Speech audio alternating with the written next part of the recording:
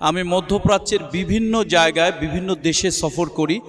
হুজুরের সাথে যারা সফর করেছেন বা থাকতেন এরকম অনেকের সাথে কথা হয়েছে, আমার গা শিউরে উঠেছে হুজুরের কথা শুনে। আমি অনুপ্রাণিত হয়েছি। যেটা হলো যে হুজুর রাতের বেলায় মাহফিল করতেন, করে হয়তো এমনও সময় গিয়েছে যে আমাদের কাউকে নিয়ে তিনি শুয়েছিলেন, হয়তো আলাদা বিছানায় অথবা একই বিছানায়। তো রাতের বেলা গভীর রাতে দেখা গেল যে হুজুর আর বিছানাতে নাই, উনি উঠে উজু করে তাহাজ্জুদের সলাত তিনি আদায় করছেন। এরপরে হয়তো ফজরের আজান হলো, তিনি সাথীকে ডাকলেন।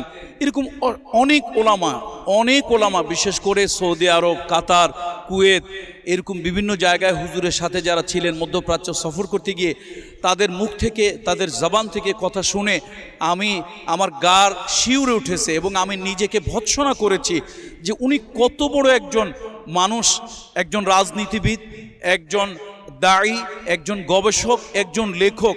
এত কিছুর পরেও উনি রাতের বেলায় একান্তে ওনার মালিকের কাছে হাজিরা দিতে উনি ভুলেননি। আমি এর দ্বারা অনুপ্রাণিত হয়েছি। আসলে রাতের সলাত ছাড়া আল্লাহ তাআলার নৈকট্য অর্জন করা যায় না, রাতের সলাত ছাড়া আল্লাহর ওলি হওয়া যায় না। তো আমার মনে হয় এই যে ওনার ব্যাপারে যে সাক্ষ্য ওনার সাথীরা, ওনার খাদেমেরা, ওনার সময়ের যেই তলেবুল ইলম ছাত্ররা দিয়েছেন, আমরা তার দ্বারা সকলেই যেন সমগ্র বিশ্ববাসী আমরা যেন অনুপ্রাণিত হই যে আল্লামার মতো নানান কাজের ফাঁকে আমরাও যেন রাতের বেলায় একান্ত আল্লাহ তাআলার সান্নিধ্যে যেন সেজদার মাধ্যমে যেতে পারি। আল্লাহ আমাদেরকে সে তৌফিক দান করুন। আসসালামু আলাইকুম ওয়া রাহমাতুল্লাহি ওয়া বারাকাতুহু। ওনার যে কর্ম, ওনার যে শাহাদাত, আমাদের অনেক শেখার আছে।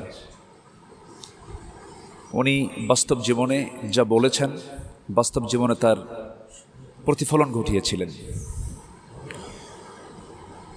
ওনার কথা এবং কাজের বাস্তবায়ন তিনি তার জীবনে ঘটিয়ে দিয়েছেন, বাস্তবায়ন তিনি করেছিলেন। আমরা তার জন্য দোয়া করি আল্লাহ তাআলা তার শাহাদাতকে কবুল করুন। তার রেখে যাওয়া যে আওলাদ আছেন, আল্লাহ তাআলা তার প্রত্যেক সন্তানদেরকে, প্রজন্মদেরকে দ্বীনের উপর অবিচল থাকার তৌফিক দান করুন। এই আশাবাদ কামনা করছি। আমি এই বলেই শেষ করছি। আসসালামু আলাইকুম ওয়া রাহমাতুল্লাহি ওয়া বারাকাতুহু। আসসালামু আলাইকুম ওয়া রাহমাতুল্লাহি ওয়া বারাকাতুহু। আলহামদুলিল্লাহি রাব্বিল আলামিন ওয়াসসালাতু ওয়াসসালামু আলা সাইয়্যিদিল আমবিয়াই ওয়াল মুরসালিন ওয়া আলা আলিহি ওয়া সাহবিহি আজমাইন, আম্মা বা'দ। এই শতাব্দীর অন্যতম শ্রেষ্ঠ আলেমী দ্বীন, বিশ্ব ইসলামী আন্দোলনের অন্যতম সিফাহ সালার, আন্তর্জাতিক খ্যাতিসম্পন্ন মুফাসসিরে কোরআন, হাজার হাজার আলেমদের প্রাণপ্রিয় আধ্যাত্মিক নেতা, কোটি কোটি মানুষের প্রাণের স্পন্দন, শহীদ আল্লামা দিলওয়ার হুসাইন সাঈদী রাহিমাহুল্লাহু তাআলা রাহমাতান ওয়াসিআ, নవ్বরাল্লাহু মারকাদাহু ওয়া জাআলাল জান্নাতা মাসওয়া।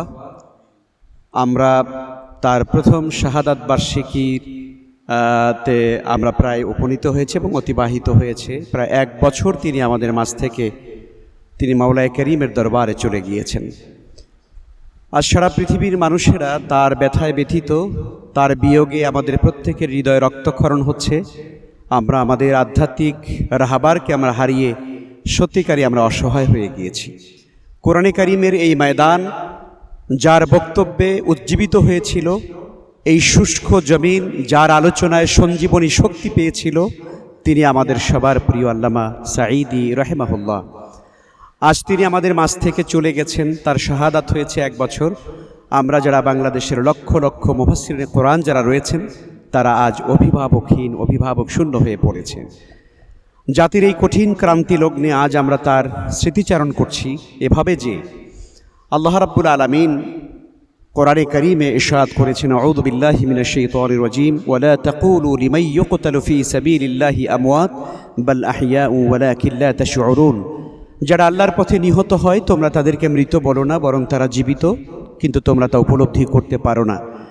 আমরা সবাই জানি, প্রিয় দর্শক আপনারাও জানেন, আল্লামা সাঈদী রাহিমাহুল্লাহু তাআলার সারা জীবনের স্বপ্ন ছিল তিনি আল্লাহর দ্বীনের জন্য শহীদ হতে চেয়েছিলেন। তিনি অসংখ্য মুনাজাতে তিনি চোখের পানি ফেলে আল্লাহর কাছে দোয়া করেছিলেন যে আল্লাহ, আমি তোমার দ্বীনের জন্য শহীদ হতে চাই। আমরা বিশ্বাস করি তার জীবনের শেষ মুহূর্তে যেভাবে তার মৃত্যু হয়েছে তার এই মৃত্যুটি স্বাভাবিক ছিল না। আল্লাহ রাব্বুল আলামিনের পরিকল্পনা হয়তো এভাবেও ছিল যে তিনি কোরআনের ময়দানে আবার ফিরে আসবেন, কিন্তু জালিম স্বৈরাচারেরা সেটি সহ্য করতে পারেনি। তারা উপলব্ধি করতে পেরেছে যে আল্লামা সাঈদী হায়াতে যেহেতু বেঁচে আছেন, হয়তো সময়ের পরিক্রমায় আবার হয়তো কোরআনের ময়দানে যদি ফিরে আসে, তাহলে বাংলাদেশের এই 56,000 বর্গমাইলে আবার ইসলামী বিপ্লবের সমূহ সম্ভাবনা আছে। এই সম্ভাবনা থেকে তারা কিন্তু তাকে পরিকল্পিতভাবে তাকে হত্যা করেছে। এবং আমরা এরই মধ্য দিয়ে আমরা দেখেছি যে আল্লামার সারা জীবনের স্বপ্ন শাহাদাতের মৃত্যু আল্লাহ তাআলা তাকে কবুল করেছেন, আলহামদুলিল্লাহ। আমরা আল্লাহ তাআলার কাছে দোয়া করি তাকে শহীদের দরজা দান করেন। আর তার রেখে যাওয়া যে স্বপ্ন ছিল, অনেক স্বপ্ন তার আছে, তার মধ্যে একটি স্বপ্ন হলো তিনি এই বাংলাদেশের জমিনে কোরআনের রাজ কায়েম করার স্বপ্ন দেখে যেতে চেয়েছিলেন। আমরা সেই জায়গা থেকে তার আধ্যাত্মিক রুহানি সন্তান আমরা যারা রয়েছি আজ বাংলাদেশে হাজার হাজার মুফাসসিরে কোরআন, আমরা যেন তার রেখে যাওয়া সেই স্বপ্নকে এই সবুজ জমিনে বাস্তবায়িত করতে পারি। রব্বে কারীমের দরবারে আমরা সেই দোয়া করি। আর আমরা আমাদের প্রাণের স্পন্দন আল্লামা শহীদ দেলাওয়ার হোসেন সাঈদী রাহিমাহুল্লাহ তাআলার জন্য দোয়া করি, আল্লাহ তাআলা তাকে জান্নাতুল ফিরদাউসের সর্বোচ্চ মাকাম দান করুন, আমিন। আসসালামু আলাইকুম ওয়া রাহমাতুল্লাহি ওয়া বারাকাতুহু।